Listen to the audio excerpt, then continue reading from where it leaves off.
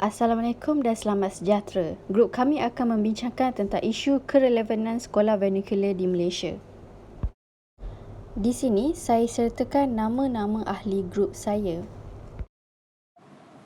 Penggunaan manuskrip dan artikel telah dipilih sebagai metod untuk mengkaji tentang sekolah vernacular di Malaysia. Di sini, kami telah bezakan antara pendidikan vernacular dan pendidikan kebangsaan. Pendidikan vernacular ialah sistem pendidikan yang menggunakan bahasa ibunda kaum itu sendiri. Manakala, pendidikan kebangsaan ialah pendidikan yang menggunakan bahasa kebangsaan sebagai bahasa pengantaraan. Kajian ini hanya menumpukan tentang kerelevan sekolah vernacular di Malaysia di dalam Malaysia. Skop kajian ini hanya menumpukan pada masyarakat majmuk di Malaysia sahaja. Segala maklumat dan data tentang sekolah vernacular hanya relevan di Malaysia. Ini kerana di Malaysia mempunyai pelbagai jenis agama, bangsa dan budaya. Jadi, terbentuklah sekolah vernacular dan sekolah kebangsaan untuk menepati budaya dan memuaskan hati semua pihak di Malaysia. Terdapat faktor-faktor lain yang mendorong kecenderungan ibu bapa yang memilih untuk menghantar anak ke sekolah vernacular berbanding sekolah kebangsaan. Kajian ini bertujuan untuk mencapai objektif-objektif berikut, iaitu kajian ini dilakukan bertujuan menganalisis penglibatan ibu bapa dan murid tentang sekolah vernacular di Malaysia. Mengumpulkan data tentang penerimaan masyarakat tentang sekolah vernacular di Malaysia merupakan kajian yang paling penting yang telah kami lakukan. Kedua, kajian ini untuk mencari sebab mengapa ibu bapa lebih memilih untuk menghantar anaknya ke sekolah vernacular berbanding sekolah kebangsaan. Mengikut data di manuskrip, peratusan ibu bapa di Malaysia lebih memilih untuk meneruskan persekolahan mereka di sekolah vernacular berbanding di sekolah kebangsaan. Yang ketiga, kajian ini juga untuk memastikan kerelevan masyarakat yang hanya memilih menguasai bahasa ibunda mereka sahaja. Antara punca utama mereka hanya menguasai bahasa ibunda kerana beranggapan bahawa masa depan anak mereka lebih cerah pada masa hadapan jika mereka mengamalkan bahasa ibunda mereka. Pilihan sekolah rendah bagi pelajar Melayu.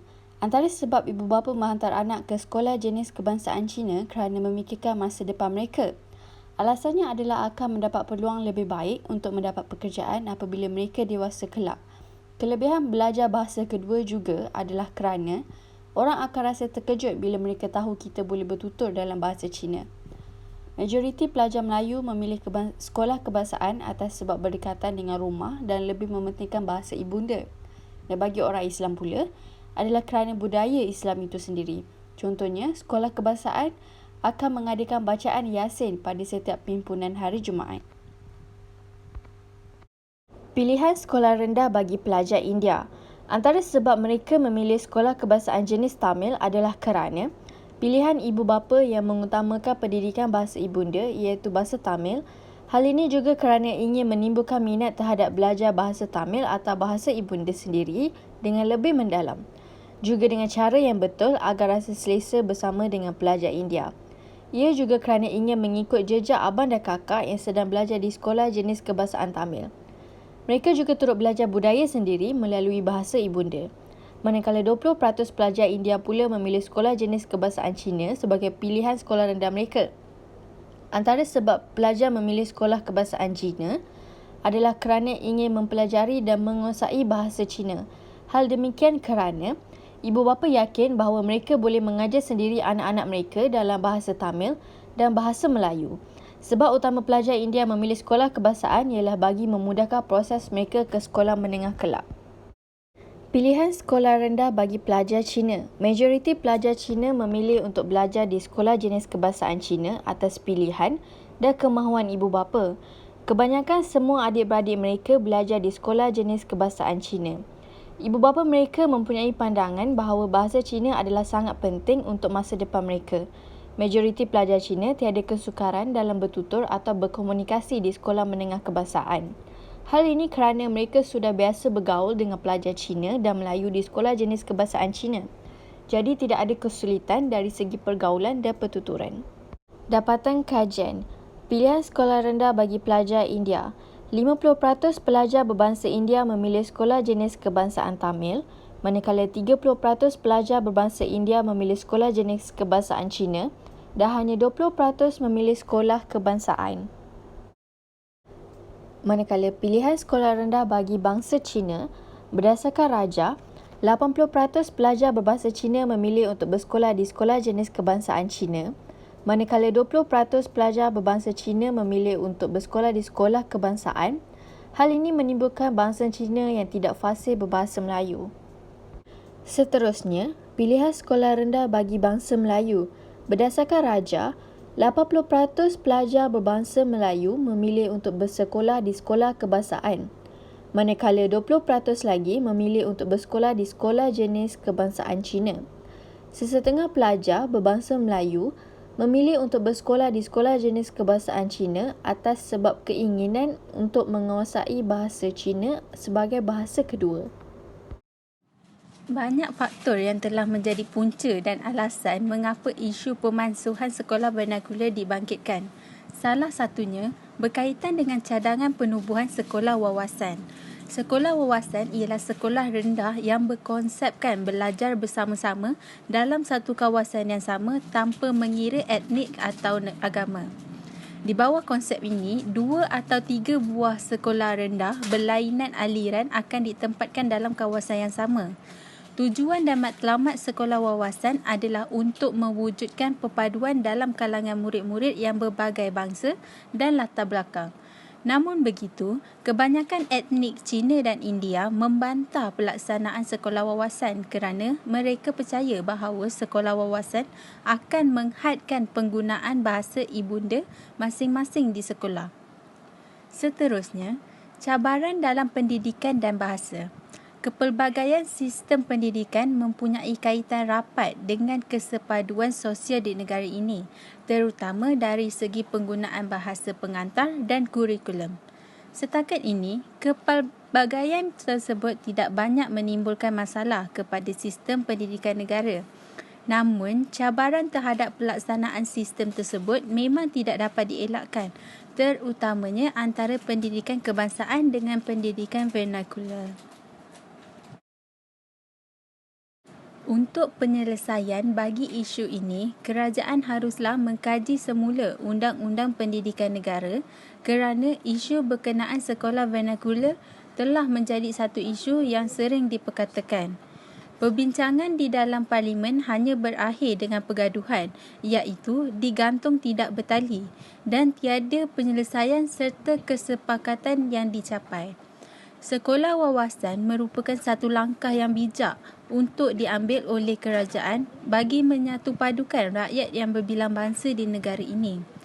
Berdasarkan artikel yang ditulis oleh Muhammad Nasaruddin Parsi menerusi berita harian online yang bertajuk Sekolah Vernakular Aset Penting Negara, Timbalan Menteri Pendidikan Negara Tony Ching berkata kewujudan sekolah vernakular sepatutnya menjadi aset penting kepada negara.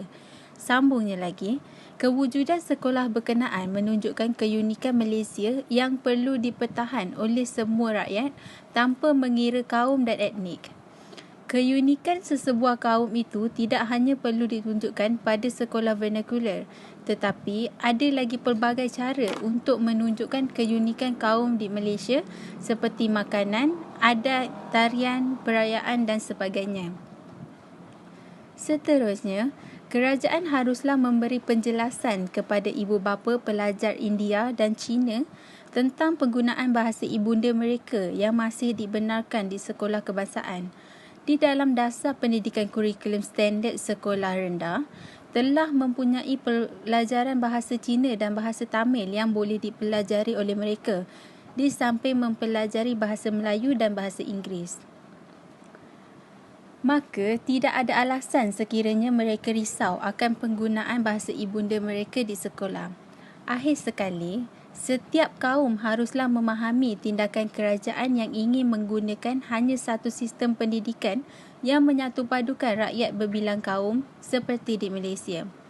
Tindakan kerajaan yang mewujudkan sekolah wawasan adalah satu cara kerajaan untuk menjadikan Malaysia sebagai satu negara yang bersatu padu, tidak kira bangsa dan juga agama.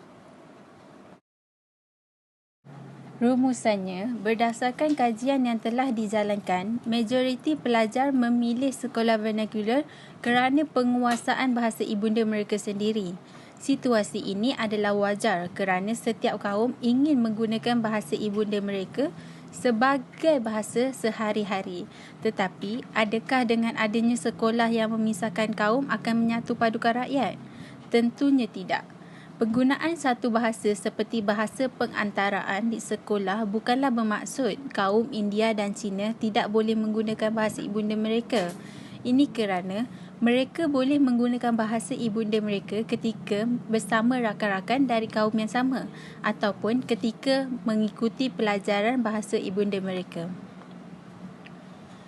Akhir sekali, sekolah vernacular bukanlah satu tindakan yang tidak baik, tetapi ia telah menjadikan rasisme di negara ini semakin berleluasa dan ini bukanlah sesuatu yang kerajaan inginkan, bukanlah sesuatu yang rakyat juga mahukan.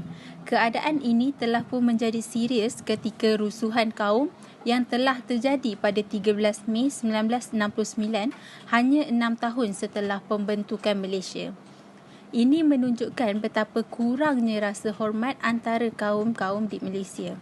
Keadaan ini semakin membaik sehingga ada pihak yang cuba memainkan sentimen perkauman untuk memecah belahkan kesatupaduan rakyat.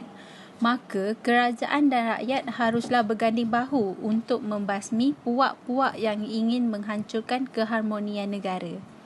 Bak kata pepatah, bersatu kita teguh, bercerai kita roboh. Di sini sahaja tentang pembahasan sekolah vernacular di Malaysia yang telah menjadi isu hangat di Malaysia pada waktu ini. Sekian, terima kasih.